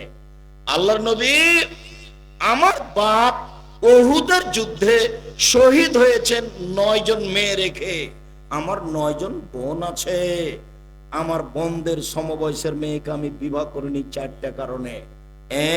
এক, লেতুয়াল্লেমাহুন্না, আমার স্ত্রী যেন আমার বোনদেরকে বিদ্যা শিখাতে পারে, এই জন্য বেশি বয়সের মেয়ে বিবাহ করেছি। 2, অলে তুয়াদ্দেবাহুন্না, আমার স্ত্রী যেন আমার বোনদেরকে শিষ্টাচার শিখাতে পারে, এই জন্য বেশি বয়সের মহিলা বিবাহ করেছি। 3, অলে তুরাজ্জালাহুন্না, আমার স্ত্রী যেন আমার বোনদের মাথার চুল চিরুনি করে সাজগোজ করে পরিপাটি করে রাখতে পারে, সেই জন্য বেশি বয়সের মেয়ে বিবাহ করেছি। 4, অলে তাকুমা আলাইহিন্না, আমার স্ত্রী যেন আমার বোনদেরকে পাহারা দিতে পারে, আমার স্ত্রী যেন আমার বোনদেরকে পাহারা দিতে পারে, সেই জন্য আমি বেশি বয়সের মহিলা বিবাহ করেছি। এবার উপস্থিত বৈঠকের মুসলিম বোন, আপনি বলেন, আপনার মেয়েটার নখ বড় আছে, নেইল পালিশ আছে, আপনি কি পাহারা দেন? কি পাহারা দেন? আপনার মেয়ে আপনার পাশে এখন বসে আছে, মাথায় কাপড় নাই, ক্লাস 10-এ পড়ে। আরে আপনার পাশে নয় যে বাজারে ঘুরছে। ক্লাস 8-এ যখন পড়ে তখন তার হাইজ হয়েছে 3 বছর থেকেও যুবতী, বিবাহ দিলে 2টা ছেলে হতো। আপনি ছোট বলেছেন, ও ছোট নয় তো, ও এখন এখানে ঘুরছে। আপনি আমাকে কি বুঝাতে চাচ্ছেন? আপনাকে আমি সৎ মা বলে কষ্ট দিতে চাইনি, আপনি এখন বলেন যে না আমি সৎ মা, এই জন্য আমি দেখিনি। আপনারা আপনি ঠিক বলেছেন। শিষ্টাচার কাকে বলে? শিষ্টাচার কাকে বলে? নখ বড় আছে এটা শিষ্টাচার হলো? চুল এভাবে বাম দিক থেকে সেদিকে উপরে ধামা অলিদের মতো করে বাঁধা আছে, এটা শিষ্টাচার হলো?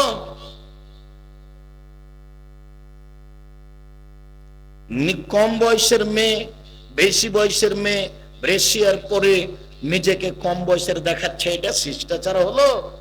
খাটো মেয়ে উঁচা স্যান্ডেল পরে নিজেকে লম্বা দেখাচ্ছে, এটা শিষ্টাচার হলো? ভুরু তুলে চিকন করে কাজল দিয়ে রেখেছে, এটা শিষ্টাচার হলো? দাঁত ছিলে চিকন করে রেখেছে বিউটি পার্লারে গিয়ে, এটা শিষ্টাচার হলো? গোটাটাই প্রতারণা, তারপরে আপনি মা, এটা কেমন হলো কথা? ভুল হিসাব, আপনি বুঝতে ভুল করেছেন।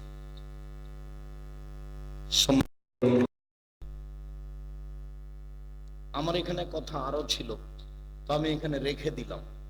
আসলে বিষয় আজকের এটা নয়, সদাচরণ বিষয়। চলেন দেখি। সদাচরণই এমন একটা জিনিস যা দিয়ে সবচেয়ে দামি জান্নাত পাওয়া যাবে। জান্নাতের যতগুলো জান্নাত আছে ঘর, সবচেয়ে দামি যেটা, সেটা সদাচরণে পাওয়া যাবে। প্রমাণ, আবু মালিক আশআরী রাদিয়াল্লাহু তাআলা আনহু বলেন, আল্লাহর নবী বলেন, জান্নাতে কোনো ওদের ঘর রয়েছে এত উন্নত মানের পদার্থ দ্বারা তৈরি, যার ভিতর থেকে বাহির দেখা যায়, বাহির থেকে ভিতর দেখা যায়, খালি টক টক টক টক করছে, ঝক ঝক ঝক ঝক করছে। তখন সাহাবীগণ বললেন, লেমান হাজিহি, এত দামি ঘর কে পাবে? তখন আল্লাহ রাসূল বললেন, লেমান আলানাল কালামা, যার স্বভাব ভালো, চাল চলন ভালো, সেই পাবে। আয়েশা রাদিয়াল্লাহু তাআলা আনহা বলেন, সদাচরণ দিয়ে 2টা বড় বড় আমলের নেকি পাবে।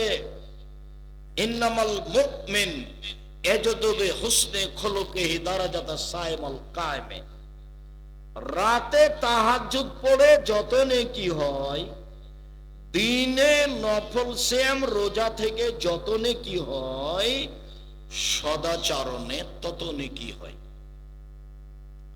নিয়মিত রাতে তাহাজ্জুদ পড়ে যত নেকি হয়, নিয়মিত নফল সিয়াম রোজা থেকে যত নেকি হয়, সদাচরণে তত নেকি হয়। সদাচরণ কি জিনিস? সদাচরণ হলো ভালো কথা, ভালো কর্ম। বুঝার জন্য ওই কথাটা আবার বলি, প্রয়োজনে আবার শেষে বলবো। বাড়ি থেকে বের হয়ে দেখছি যে অটোটা দাঁড়িয়ে আছে, তো একজন বসে আছে অটোতে। আমিও উঠেছি, উঠে আমি বসিনি, লোকটা অটো টান দিয়েছে, তো আমি ধাক্কা খেয়ে লোকটার উপরে পড়ে গেছি। তো লোকটা বলছে, বসেন বসেন, কোনো সমস্যা নেই, বসেন বসেন বসেন, কোনো সমস্যা নেই। এটা একটা আচরণ। লোকটা বলছে, কপালে চোখ নাই, দেখতে পান না, কপালে চোখ নাই, হিসাব করে গাড়িতে উঠেন না। এটা একটা আচরণ। বলেন তো কোনটা সদাচরণ? আগেরটা। ক্ষমতা দেখিয়ে বাঁচতে চাইবেন না দুদিন, সময় 45 মিনিট। খুব ভালোভাবে মনে রাখবেন, এর চেয়ে যেন আপনার শিক্ষা বেশি না থাকে। ১,৫০০ বছর জুলুম করার পর একদিন পানিতে কি হয়েছে? দাম্ভিকতা দেখে একদিন বাঁচতে চাইবেন না ফুল হিসাবে। শুনুন, সদাচরণ এমন একটা জিনিস যা দিয়ে বয়স বেশি হয়, যা দিয়ে রুজি বেশি হয়, টাকা পয়সা হয়, ধনী হয়ে যায়। ওই অবাক কথা। আনাস রাদিয়াল্লাহু তাআলা আনহু বলেন, আল্লাহর নবী বলেছেন, মান সাররাহু আইয়ুবসাতালাহু ফি রিজকিহি ওয়া ইউনসালাহু ফি আসারিহি। কেউ যদি চায় আমার টাকা বেশি হয়ে যাক, কেউ যদি চায় আল্লাহ আমাকে লম্বা বয়স দেখ, কেউ যদি চায় আমার টাকা বেশি হয়ে যাক, কেউ যদি চায় আল্লাহ আমাকে অনেক দিন বাঁচিয়ে রাখুক, ফালেসেল রাহেমাহু, সে যেন সদাচরণ করে, সে যেন চাল চলন ভালো করে। চাল চলন ভালো এমন একটা জিনিস যা দিয়ে বয়স বেশি হয়ে যায়, যা দিয়ে ভাগ্য পরিবর্তন করা হয়। আল্লাহ রাসূল বলেন, লা ইয়ারদুল কাযা ইল্লা বিদুআই ওয়া লা ইয়াজিদু ফিল উমর ইল্লা বিল বির। দোয়া করলে ভাগ্য যা আছে তা কেটে নতুন ভাবে লিখে দেওয়া হয়। দোয়া খুব পাওয়ারফুল জিনিস। দোয়া করলে ভাগ্যে যা আছে তা কেটে নতুন ভাবে লেখা হয়। সদাচরণ করলে বয়স বেশি হয়, ভাগ্য কেটে লিখে দেওয়া হয়। সদাচরণ করলে বয়স বেশি হয়, ভাগ্য কেটে লিখে দেওয়া হয়। সদাচরণ নেই যার, আল্লাহ নেই তার। সদাচরণ নেই যার, আল্লাহ নেই তার। সদাচরণ আছে যার, আল্লাহ আছে তার। আবু হুরায়রা রাদিয়াল্লাহু তাআলা আনহু বলেন, সদাচরণ শব্দটি রাহমান থেকে নির্গত হয়েছে। আল্লাহ তাআলা বলেন, এই সদাচরণ, মান ওয়াসালাকে ওয়াসালতুহু, তোমাকে যে নিবে আমি আল্লাহ তাকে নিব। সদাচরণ, তোমাকে যে ছেড়ে দিবে আমি আল্লাহ তাকে ছেড়ে দিব। যার সদাচরণ আছে তার আল্লাহ আছে, যার সদাচরণ নেই তার আল্লাহ নেই। খেতে পাই কিভাবে? হিন্দু যেভাবে পায়। ইহুদি খ্রিস্টান খেতে পায় না, টাকা পয়সা তো তাদের, অর্থ সম্পদ তো তাদের, ওটা হলো দুনিয়া। ও যদি খেতে পাই তো এও পাবে, যদি তার আল্লাহ নাই। হাদিস বুখারী মুসলিম, আমি এই কথা বলিনি, এই কথা আল্লাহ নবী বলছেন। আয়েশা রাদিয়াল্লাহু তাআলা আনহা বলেন, সদাচরণ এইভাবে আল্লাহর আরশ ধরে ঝুলছে, এইভাবে ঝুলছে সদাচরণ। তার যেন দেহ আছে, ও যেন কথা বলতে পারে। ঝুলন্ত অবস্থায় বলছে, পৃথিবীর মানুষ শুনে রেখো, আমি সদাচরণ বলছি। মান ওয়াসালানি ওয়াসালাহুল্লাহ, যে আমাকে নিবে আল্লাহ তাকে নিবেন। ওমান কাতানি কাতাহুল্লাহ, যে আমাকে ছেড়ে দিবেন আল্লাহ তাকে ছেড়ে দিবেন। সদাচরণ আছে যার, আল্লাহ আছে তার। সদাচরণ নেই যার, আল্লাহ নেই তার। আজকেই ভাইয়ের সাথে সম্পর্ক ভালো করতে হবে। আজকেই যা যা বুঝেন আপনারা, যা বুঝেন, দুই ভাইয়ের, দুই স্ত্রী, দুই জায়ের সাথে সম্পর্ক ভালো করতে হবে আজকেই। রাত পার হওয়ার কোনো সুযোগ নেই। বাস্তব আপনাকে দেখাই সদাচরণ আল্লাহ নবী কিভাবে দেখাচ্ছেন। আল্লাহ নবী বলছেন, আল মুমিন লিল মুমিন কাল বুনিয়ান ইয়াশুদ্দু বাজু বাজা। একজন মানুষ মুমিন পুরুষ আর একজনের সাথে এইভাবে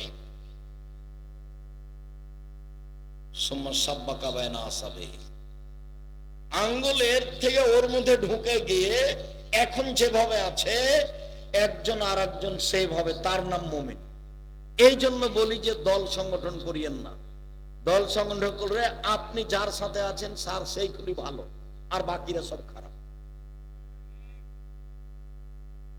ভুলেও যাবেন না, বহুদিন বলেছি, দুইজন মেয়ে একসাথে জন্ম নিয়েছে, যমজ, দেখতেও খুব সুন্দরী, মেধাও খুব ভালো, চাল চলনও ভালো।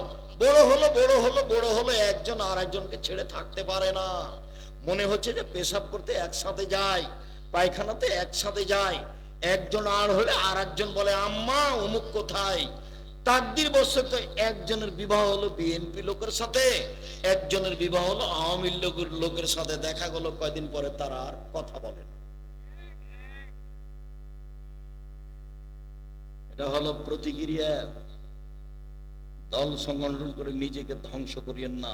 দলীয় দাপট থেকে এক ঘন্টা বাঁচার চেষ্টা করিয়েন না। এই ছেলে তোমাকেই বলছি, ক্ষমতা দেখিয়ে বাঁচার চেষ্টা করিও না, নরম হয়ে বাঁচো। যে কতদিন বাঁচতে এসেছে নরম হয়ে বাঁচি, যা হবে হবে। কে কি লুটে নিল অর্থ সম্পদ বিবেচনা করার দরকার নেই, নরম হয়ে বাঁচতে শিখি। আল্লাহ তাআলা বললেন, পরহেজগার মানুষ ওই জান্নাত পাবে সে, এক যে সচ্ছল অসচ্ছল অবস্থায় দান করতে পারে জান্নাত পাবে সে। দুই, অল আফিনানিন নাস, মানুষকে মাফ করতে পারে যে সে জান্নাত পাবে, দামি জান্নাত। তিন, অল কাজিমিনাল গায়জ, রাগকে দমন করতে পারে যে, রাগ দিয়ে বিচার করবেন না, রাগকে দমন করতে পারে যে সেই দামি জান্নাত পাবে। এক, সচ্ছল অবস্থায় দান করতে পারে যে। দুই, মানুষকে মাফ করতে পারে যে। তিন, রাগকে দমন করতে পারে যে।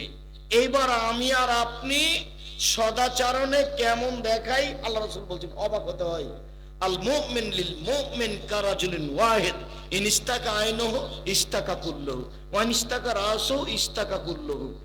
একজন মুমিন আর একজনের সাথে একজন মানুষের মতো, সবাই মিলে একজন মানুষ।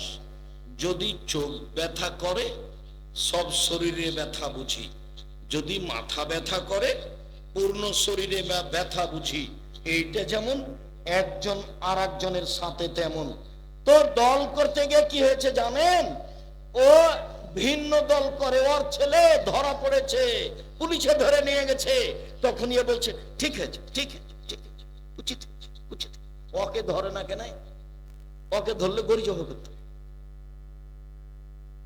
এটা হলো চাল চলন। জীবনে এই পাতা পড়বেন না, জীবনে নয়, জীবনে এই পাতা পড়বেন না। আল্লাহ নবী বলছেন, সব মানুষ একজনের। প্রতিবেশী বলছে, ভাইজান একটু এইদিকে, দৌড়িয়ে এসে বলছে, কি হয়েছে কি হয়েছে? বলছেন কি হয়েছে? কি মেয়ের অসুখ? অসুখ অ্যাম্বুলেন্স নিয়ে আসবো?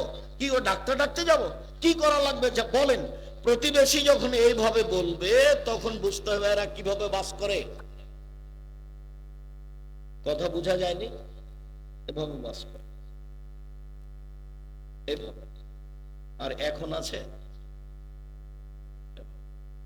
বলছে যে ও মরে না কেন,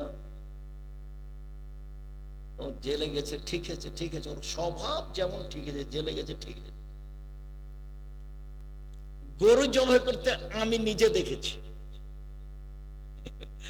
আমি আপনাকে নাম উল্লেখ করলাম না, তবে আমার চোখের সামনে গরু জবাই করতে আমি নিজে দেখেছি। রাজশাহীর ঘটনা বলছি। খুশি হয়ে গরু জবাই করেছি। ঘটনা ছিল একজন পরীক্ষায় ফেল করেছে, সেই জন্য। এটা আমার চোখের দেখা ঘটনা। যেমন দুই ভাই মিলে ভাগ করে ঢেকিকে ভাগ করে কেটে ভাগ করে নিয়েছে, ওটা আমাদের গ্রামের ঘটনা, ওটা আমি দেখেছি। আর গরু জবাই করতে আমি নিজে দেখেছি। এইটা পৃথিবী। সদাচরণ কি জিনিস দেখি, চলেন হাদিসে দেখাই। নওয়াস ইবনে সামান বলছেন, আল্লাহর নবী, মাল বিররুল ইসম, নেকি কি জিনিস? আল্লাহ নবী বলেন তো নেকি কি জিনিস আর পাপ কি জিনিস? এটা জিজ্ঞাসা। এটা খুব মনে রাখতে হবে, জিজ্ঞাসা। আল্লাহর নবী, নেকি কি জিনিস, পাপ কি জিনিস? এখন আল্লাহ রাসূল বলবেন, আরে বুঝো না, নেকি হলো তাহাজ্জুদ, এটা বলবেন, তাহলে তো কথা মানালো। আল্লাহ রাসূল বলবেন, আরে বুঝো না, নেকি হলো হজ। আরে বুঝো না, নেকি হলো রমজান মাসের রোজা। এগুলো বললেন না, বলছেন নেকি হলো হুসনুল খুলুক, ভালো আচরণ। বললেন না তাহাজ্জুদ, বললেন না হজ, নেকি হলো ভালো আচরণ। মুসাইনা কাবিলার একজন লোক বলছেন, সাহাবীগণ বললেন, আল্লাহর নবী, মা খায়রু মা তুল ইনসান, আল্লাহ তো মানুষকে অনেক নিয়ামত দিয়েছেন, দিয়েছেন হাত, দিয়েছেন পা, দিয়েছেন চোখ, অনেক কিছু নিয়ামত দিয়েছেন আল্লাহ। সবচেয়ে উত্তম কোনটা নিয়ামত বলেন তো আল্লাহর নবী? এটা জিজ্ঞাসা। এই ছেলে, জিজ্ঞাসাটাকে বুঝো। আমি কথা শেষ করতে যাচ্ছি, তুমি আমাকে কাজ দেখাবা না, দয়া করে। তুমি কোনো কাজ, কোনো ব্যস্ততা আমাকে দেখাবা না। জিজ্ঞাসা হলো, সবচেয়ে বড় নিয়ামত কোনটা, সবচেয়ে উত্তম নিয়ামত কোনটা? আমার দুটা হাত আছে, যার একটা হাত নাই সেই বুঝে আর একটা হাতের কত দাম। আমার দুটা চোখ আছে, যার একটাই চোখ আছে সেই বুঝে দুইটা চোখের কত দাম। তো হাত নিয়ামত, চোখ নিয়ামত, পা নিয়ামত, অনেক নিয়ামত আল্লাহ দিয়েছেন। তো সবচেয়ে ভালো দামি নিয়ামত কোনটা আল্লাহ রাসূল? তখন আল্লাহ রাসূল বললেন, হুসনুল খুলুক, ভালো আচরণ।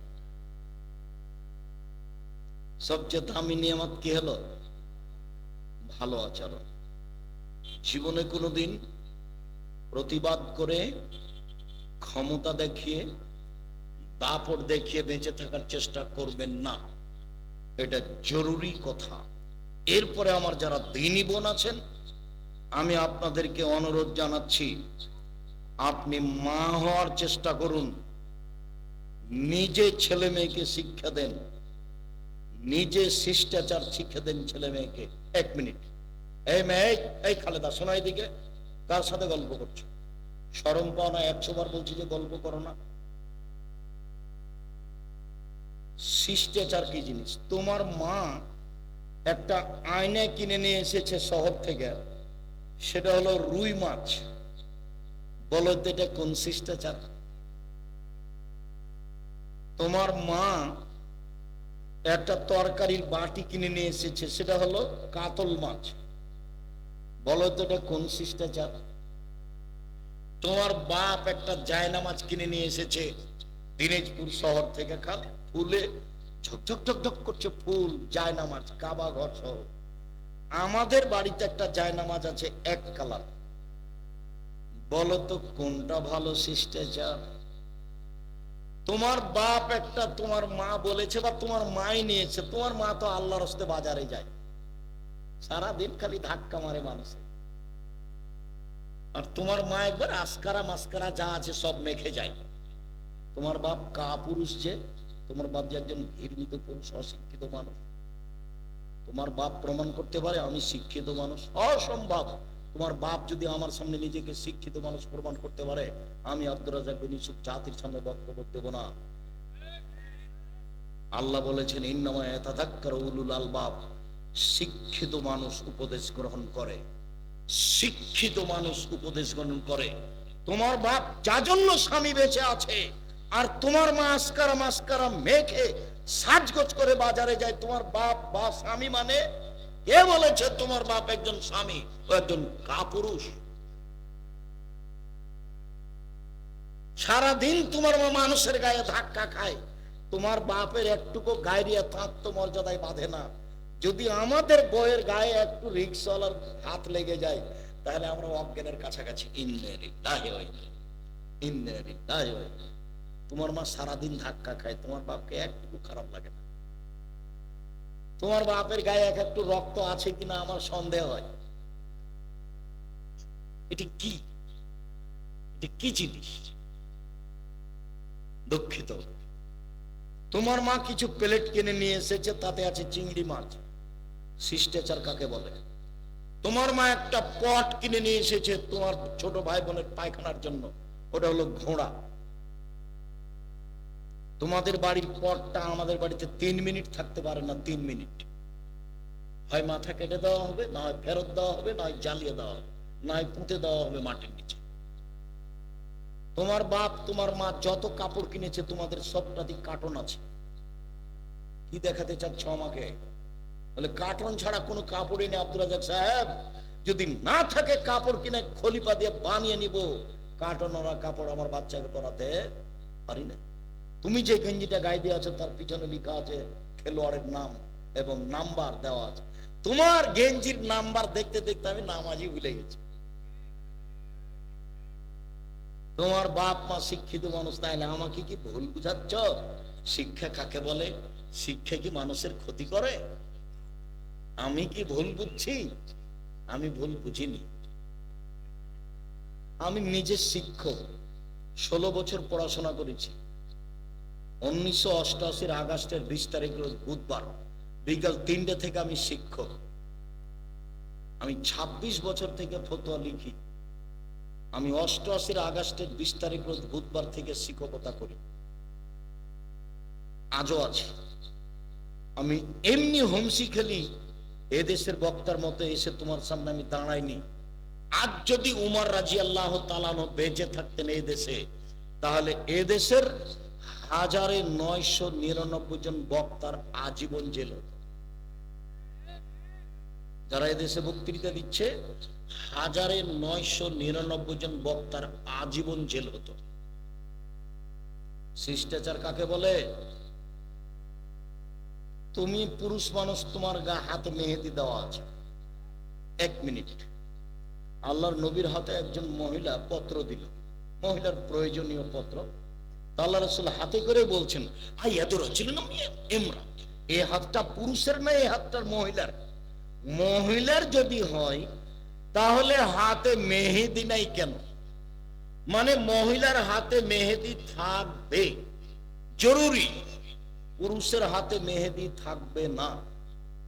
পুরুষ মেহেদি হাতে দিতে পাবে না। মহিলারা হাতের নখে মেহেদি তো দিবেই, পায়ের নখেও দিতে হবে, দিতেই হবে। মহিলারা হাতের নখে তো মেহেদি দিবেই, পায়ের নখেও মেহেদি দিতে হবে, দিতেই হবে। আমাদের চাঁপাই নবাবগঞ্জে বলে যে আল্লাহর নবী দাড়িতে মেহেদি দিয়েছিলেন, সেই জন্য আমাদের মেয়েরা পায়ে মেহেদি দেয় না। এটা একটা অপমানের বিষয়। যদি তাই হয়, তো আল্লাহর নবী দাড়িতে আতরও লাগিয়েছেন, আবার বলেছেন মহিলাদেরকে যখন তোমরা হায়েজ থেকে, ঋতু থেকে গোসল করে পবিত্র হবা, তখন তোমরা লজ্জা স্থানে আতর ব্যবহার করিও। তো আতর যে আল্লাহর নবী দাড়িতে লাগিয়েছেন, এইবার তো আতর দাড়িতে লাগিয়েছেন, বাস লাগানো সুন্নাত, যার কারণে আতর কোরআন মাজিদ হয়ে যায়নি। দাড়ি মেহেদি দিয়েছেন দাড়িতে, বাস দেওয়া সুন্নাত। দাড়ি পেকে গেলে, চুল পেকে গেলে মেহেদি লাগাবে, এটা সুন্নাত। এর অর্থ এই নয় যে মেহেদি কিছু হয়ে গেছে, মেহেদি। অতএব মহিলাদেরকে হাতে পায়ের নখে জরুরি ভাবে মেহেদি লাগাতে হবে। নবীগণের বৈশিষ্ট্য 10টি, সব নবীর বৈশিষ্ট্য 10টি, সব নবী এইগুলো পালন করতেন। তাদের খাসলাত, তাদের অভ্যাস, তাদের আদাত, তাদের স্বভাব ছিল 10টা। এক, কাসু সারেব, মোচ কেটে ফেলতেন, মোচে ব্লেড লাগানো যাবে না, কাটতে হবে। দুই, এফাউল্লোহা, দাড়ি বড় করতে হবে, চাচা যাবে না। চাচলে মানুষ মহিলা হতে চায়, তখন অভিশাপ হবে। দাড়ি নাই কার মহিলার, তা আপনি চাচলেন কেন, মহিলা হতে চাচ্ছেন কেন, এখন অভিশাপ হবে।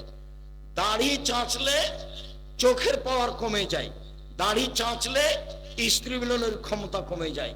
তিন, মেসওয়াক করতে হবে। চার, অজু গোসলের সময় ভালো করে গিরাগুলি ধৌত করতে হবে।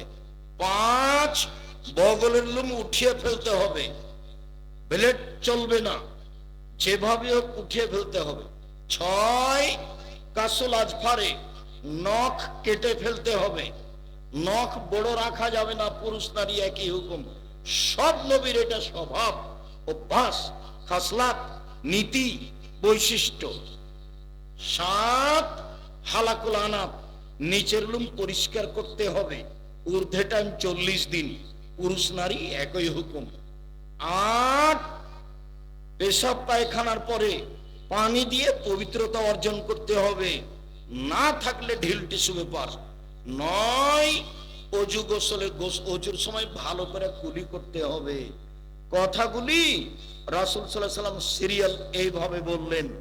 সম্মানিত দিনী ভাই বোন, আলোচনার শেষে এসে বলছি, সদাচরণ আছে যার, আল্লাহ আছে তার। সদাচরণ নেই যার, আল্লাহ নেই তার। সদাচরণ দিয়ে সবচেয়ে দামি জান্নাত পাওয়া যায়। সদাচরণের নেকি সবচেয়ে ভারী মুমিন পুরুষ নারীর দাঁড়ি পাল্লাই। অতএব সদাচরণের প্রাণপণে চেষ্টা করুন। 4টা কাজ জরুরি। এক, 5 ওয়াক্ত সালাত। 2, হালাল রুজি। 3, কোরআন তেলাওয়াত। সৌদি আরব 4 জন মদিনা বিশ্ববিদ্যালয় থেকে টিচার গেলেন, আর আগামী শনিবারে আবার 2 জন আসছেন, ইন্ডিয়ান আছেন। শিক্ষক গুণে, শিক্ষা মানে এদেশের সবচেয়ে বড় প্রতিষ্ঠান জামিয়া সালাফিয়া, শিরক মুক্ত প্রতিষ্ঠান জামিয়া সালাফিয়া, বিদাত মুক্ত প্রতিষ্ঠান জামিয়া সালাফিয়া, দল মুক্ত প্রতিষ্ঠান জামিয়া সালাফিয়া, হিংসা মুক্ত প্রতিষ্ঠান জামিয়া সালাফিয়া, দেশের সবচেয়ে বড় প্রতিষ্ঠান জামিয়া সালাফিয়া। রংপুর, দিনাজপুর, লালমনিরহাট, নীলফামারী, কুড়িগ্রাম, পঞ্চগড়, ঠাকুরগাঁও, গাইবান্ধা, বগুড়া, জয়পুরহাট, এই কয়েকটা ডিস্ট্রিক্টের সবচেয়ে বড় জামিয়া সালাফিয়া আপনাদেরটা, যেটা তেঘরা বিরল দিনাজপুরে আছে। প্রায় 20 বিঘা জমির উপরে আছে, প্রায় 20 বিঘা। যা দেখা আসেন, যা দেখা আসেন, দেখে আসা উচিত। এ তো নিজের প্রতিষ্ঠান, এ তো বাড়ির পাশে আছে। যদি না গিয়ে থাকেন আপনার ভাগ্য দুর্বল, আপনি হতভাগা। আমি আব্দুর রাজ্জাক বিন ইউসুফ বলেছি, কেউ যদি 10 টাকা দান করে, পতিতালয়ের মহিলা যদি কুকুরকে পানি পান করে জান্নাত পেতে পারে, সেও পাবে ইনশাআল্লাহ। শিরক মুক্ত প্রতিষ্ঠান জামিয়া সালাফিয়া, বিদাত মুক্ত প্রতিষ্ঠান জামিয়া সালাফিয়া, দল সংগঠন মুক্ত প্রতিষ্ঠান জামিয়া সালাফিয়া। বৈদেশিক পয়সা দিয়ে চলে না জামিয়া সালাফিয়া, কোনো সংস্থা দিয়ে চলে না জামিয়া সালাফিয়া, কোনো বৃত্তশালী দিয়ে চলে না জামিয়া সালাফিয়া। আমি আর আপনি 5 টাকা, 10 টাকা, 5,000 টাকা, 50,000 টাকা এইভাবে জামিয়া সালাফিয়া চালাই। জামিয়া সালাফিয়া রাজশাহী প্রায় 40 বিঘা জমির উপরে, যেটা মেয়েদের প্রতিষ্ঠান হতে যাচ্ছে সেটা প্রায় 70 বিঘা জমির উপরে, যার 40 বিঘা আছে পুকুর। যেটা রূপগঞ্জ, নারায়ণগঞ্জ, ঢাকা, সেটা প্রায় 100 বিঘা জমির উপরে তৈরি হচ্ছে, তার 22 বিঘা হলো মেয়েদের জন্য। নিজস্ব প্রতিষ্ঠান আপনাদের জামিয়া সালাফিয়া। ভর্তির তারিখ 1 জানুয়ারি, পুরো ডিসেম্বর ফর্ম বিতরণ হবে। নিজের জন্য যেমন দোয়া করবেন, জামিয়া সালাফিয়ার জন্য তেমন দোয়া করবেন। উন্নত মানের শিক্ষা, বাংলা, ইংরেজি, আরবির ব্যবস্থা আছে, ছেলে মেয়েকে সেখানে পাঠাবেন। আমি আপনার সদাচরণ আন্তরিকভাবে কামনা করে 5 ওয়াক্ত সালাত আদায়ের দাবি জোরালোভাবে জানিয়ে, জামিয়া সালাফিয়ার পক্ষ থেকে যেসব বই পুস্তক বের হয়, জাতিকে মুখে ধোকা দিনই, ফাঁকে দিনই যেমন, মিডিয়ায় দিনই তেমন, কলমেও দিনই তেমন। আবদুল্লাহর বক্তব্য আমিও শুনি, সবাই তাকে ভালোবাসে, আমিও তার বক্তব্য শুনি, ভালো লাগে। ওর বোখারির ব্যাখ্যা আছে, ব্যতিক্রম ব্যাখ্যা মিন্নাতুল বারি। অন্য অন্য বই আছে কি না, সজল রোশনের সাথে যে তর্ক হয়েছিল, ও থাকে আমেরিকায়, আবদুল্লাহ বাংলাদেশে থেকে তার সাথে তর্ক করেছিল, সেটা বই আকারে বের হয়েছে। আর আমার এমনি, আমি সাধারণ টুটাফাটা মানুষ, আমি যে বক্তব্য দিচ্ছি সেগুলি আছে আপনার উপদেশ বইয়ে। এমনিতেই আমারও নামাজ শিক্ষার উপরে বই আছে গুরুত্বপূর্ণ, সেখানে 35টি হাত তুলে দোয়া করার বই দেওয়া আছে, দোয়া, আর 16টা স্থান দেওয়া আছে। বিশেষভাবে জামিয়া সালাফের মুখপাত্র হচ্ছে আল ইতেসাম পত্রিকা, 50টা প্রশ্নের উত্তর আছে। আর সম্পাদকীয় আবদুল্লাহ লিখে, সম্পাদকীয় আবদুল্লাহ লিখে মর্মে সকল দিনই ভাই বোনকে স্টেজ থেকে বইগুলি সংগ্রহ করার জন্য অনুরোধ জানাচ্ছি। যারা আমার